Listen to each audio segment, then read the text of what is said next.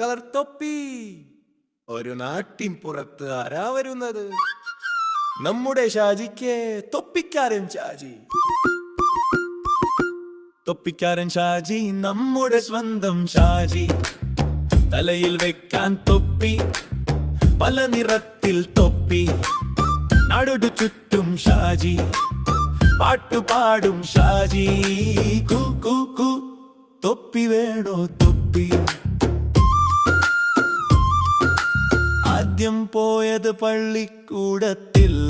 കുട്ടികൾ ഓടി വന്നു ഷാജിക്ക എനിക്കൊരു തൊപ്പി. പിന്നെ പോയത് ചന്തയിൽ, ആളുകൾ കൂടി നിന്നു ഷാജിക്ക എനിക്കൊരു തൊപ്പി.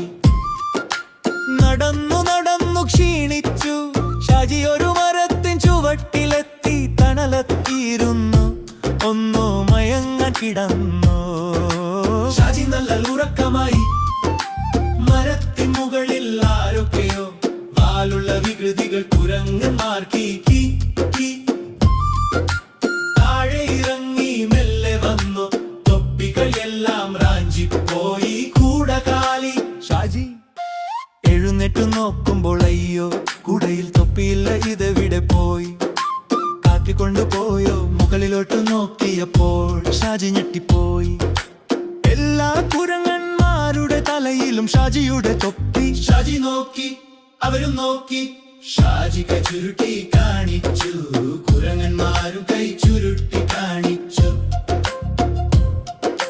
ഷാജി കൈ കൊട്ടി കാണിച്ചു, കുരങ്ങന്മാരും കൈ കൊട്ടി കാണിച്ചു. ഷാജി പറഞ്ഞു തൊപ്പി താടാ, കുരങ്ങന്മാർ പറഞ്ഞു കീ കീ കീ. ഷാജി കരഞ്ഞു അയ്യോ, കുരങ്ങന്മാർ കളിയാക്കി അയ്യോ. എന്ത് ചെയ്താലും അവർ അനുകരിക്കുന്നു. പെട്ടെന്ന് ഷാജിക്കൊരു ബുദ്ധിര തോന്നി. ഇവർ അനുകരിക്കുകയാണല്ലേ, എന്നാൽ ഒരു പണി തരാം. ഷാജി സ്വന്തം തലയിലെ തൊപ്പിയെടുത്തു, കുരങ്ങന്മാരും തൊപ്പിയെടുത്തു. ഷാജി ദേഷ്യത്തിൽ തൊപ്പി താഴോട്ട് എറിഞ്ഞു. അതു കണ്ട കുരങ്ങന്മാർ അവരും തൊപ്പി താഴോട്ട് എറിഞ്ഞു.